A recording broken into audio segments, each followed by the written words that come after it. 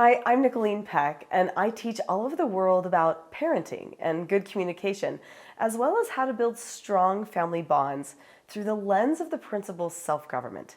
And in this video, we're talking about parenting a rebel child.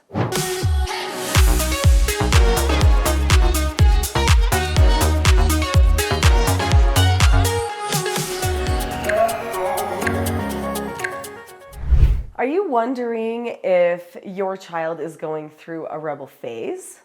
Maybe they're going through the teen years and they just seem like they are pushing back when they've never pushed back before. Or are you just wondering if your child just is a rebel and maybe has that tendency?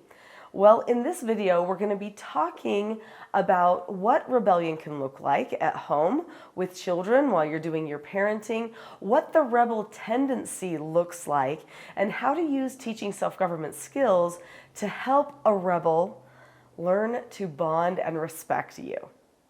I think most people usually think that rebellion happens in the teenage years, but there are some small children who also push against their parents. In fact, some people are just a little bit more rebellious by nature. There are certain tendencies that a person has. And in this book here, The 4 Tendencies by Gretchen Rubin, she discusses the 4 tendencies that a person might have. Now, there can be a combination of tendencies within people, and there is a little test in the book where you can actually see what tendency you might be. In this particular video, we are going to be discussing the rebel tendency, but before we do that, I just want to make sure that we discuss rebellion in general. So what does rebellion look like? When a person is rebelling, they're basically saying, I'm not going to listen to what you have to say. I'm not going to follow what you have to say. Usually there's a lot of power struggle and pushback. Now, those things can happen at key times in a child's life. So for instance, in the toddler years, there's pushback. Toddlers will say, no, you can't make me. But they're just testing out their autonomy. How much autonomy do they have? How much power do they have? Well, this happens at various stages throughout a person's development. Definitely it happens again in the teen years. So you may not have a full rebel on your hands. You may just have a person who's testing where their boundaries and limits are. And maybe they've even been told that the way to freedom is to push against certain people. Maybe they push against you, but not other people. We could be asking ourselves why that is happening too. Because sometimes a person feels like one person they can push against and get their way, but another person they can't push against and get their way. So then are they truly a rebel? Well, a true rebel will actually push against anyone unless they deeply respect the person, they value them. Even a rebel can want to please other people from time to time if they feel a deep respect for the person. So normally a rebel phase or expressing rebel behavior can happen in different phases of life. But if a person has a true rebel tendency, they're going to be pushing against probably almost everyone, unless it's someone they deeply respect. So for instance, they're going to push against policy, government, rules, such as speed limits and things that they feel like seem really arbitrary to them. A rebel resists any outer expectations, but they also resist inner expectations, which means that sometimes even if they want to do something like be calm or be kind to another person, they may end up not wanting to do it because they like to give in to their whims. They like to do whatever happens. So they are a little bit impulsive is what occurs. I've worked with a lot of youth in my time doing therapeutic treatment care for troubled teens. And if there's one thing I know, it's that the ADHD child usually presents as a rebel. So does the ODD child, sometimes even the RAD child. So sometimes when someone is non-neurotypical, it presents as rebellion. And this is usually because they are so focused on one certain thing at the time that they really don't care about anything else, sometimes even their own goals. The mantra for the rebel person is, you can't make me and neither can I. In fact, oftentimes rebels are frustrated after they recognize that they haven't even met their own expectations. But then they say, oh well, whatever happens, happens. That's what was supposed to occur. And if somebody tries to change something in the moment that is occurring, a rebel can get very frustrated about that and start to power struggle with the person. So if you happen to be trying to tell a rebel, no, you can't have another piece of cake, or no, you can't play that video game, then that rebel will get so frustrated at you because they're right there in the moment and that's what they want. So whatever they're craving, their impulse, what they want at the time is they want that to be what happens. And if anyone changes it on them, they can get very frustrated. I'm going to read some of the things that Gretchen Rubin said about rebels because she lists some likely strengths and some possible weaknesses, and I think these are worth considering. Likely strengths for a rebel include independent-minded. So this is good, right? This means that they're not going to have their minds changed easily. They're going to stick to something once they put their mind to it. They're able to think outside the box. That's a good thing, which means they're not easily controlled.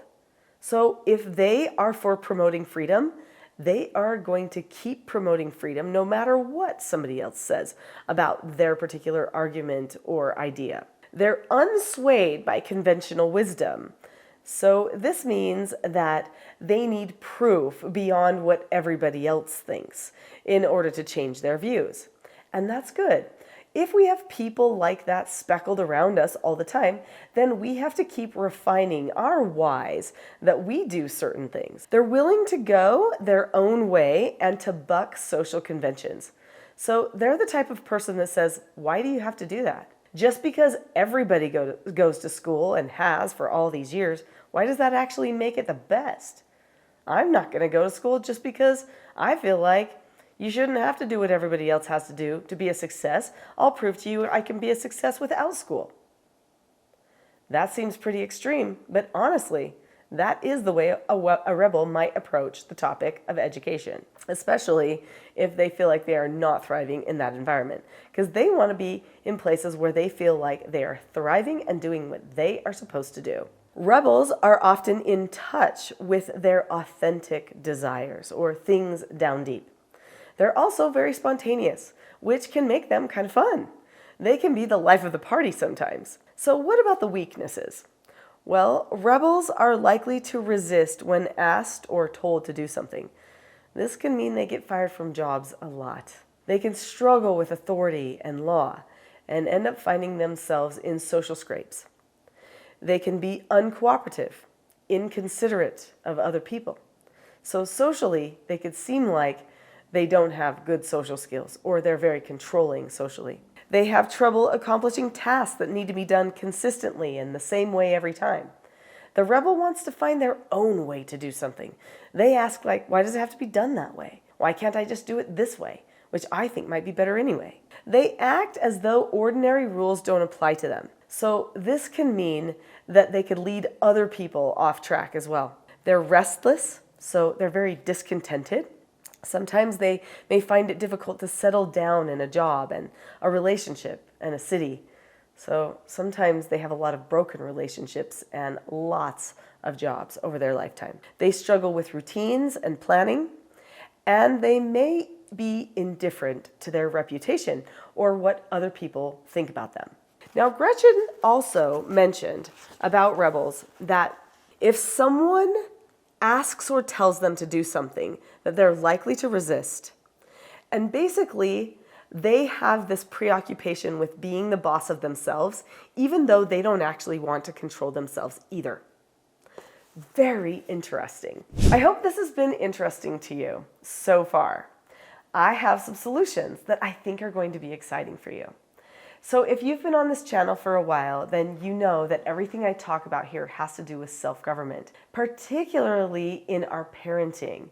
And so when we're talking about parenting a rebel, we've got to refer to self-government practices. So what I'm going to be talking about next comes from this book, Parenting a House United, or from my TSG parenting course, which you can find at teachingselfgovernment.com. So when you are parenting a rebel, you have to be consistent. You need to have a concrete plan. They need to know the plan ahead of time, and you need to follow through exactly. Now, there's something you need to know about rebels, and that is no matter if you have a plan or not, they're going to push back. But if you don't have a plan and what you are doing with your parenting changes every single time, then the rebel will actually not follow you if you ever teach them a truth, no matter what.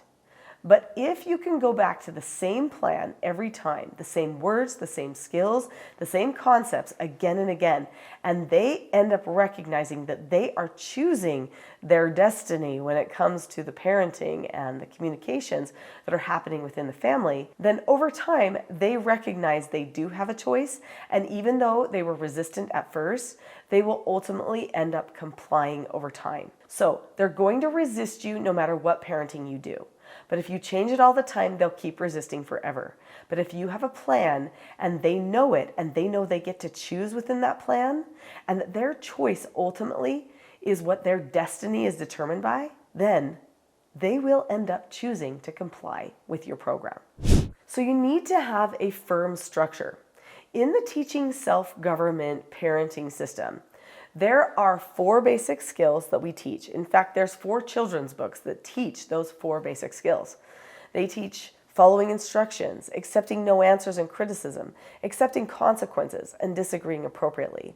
You're also going to make sure that you maintain proper family roles. I have a book that I've written about roles as well. It's called Roles: The Secret to Family, Business, and Social Success. The roles are vital for helping them know what their choices are in each moment. If they understand parental authority and the parental role, as well as the child's role, then they'll have a better grasp on what their choices really are. They need consistent teaching and correcting. They need feedback all the time. They're not going to like it at first, and they'll probably end up going out of control. So if they go out of what I call instructional control, which means they're not willing to follow any instruction, then the parent needs to be prepared for that. So there's something that we do, it's called intensive teaching, and we use 2 different methods for intensive teaching based upon the age of the child. When the parent has these scripts in their quiver of tools that they can use, then the child knows the moment the parent starts using the script for, say, the rule of 3 or something, that they are the one who gets to choose at this point. The parent is just going through the process that they've laid out and that they use every time a person starts going out of control. But really, it's up to the child to make the decisions. At first, they'll make decisions, but they'll still say, "You made them. You did this. You made me." But over time, they'll recognize that's not true, because they'll make decisions again and again to be calm, to get themselves into control. Now, they will have a steeper learning curve than children who do not have a rebel tendency. And that's just something that you have to expect. They're going to test limits again and again to make sure that they truly have the choice. If you stay constant for them and are calm and develop the relationship with them throughout the entire process, then they will have the greatest gains. So learn more about teaching self-government and about your calmness on my website, teachingselfgovernment.com. In fact, right now I have a calm parenting toolkit that's a mini course for calmness that can help you on the road to self-government parenting, which is going to help that rebel child. Now, if you think maybe my child isn't a rebel, maybe my child has a different tendency, then you're definitely going to want to watch some of the other videos that I have about the 4 Tendencies book and about the other tendencies like obliger, upholder, and questioner.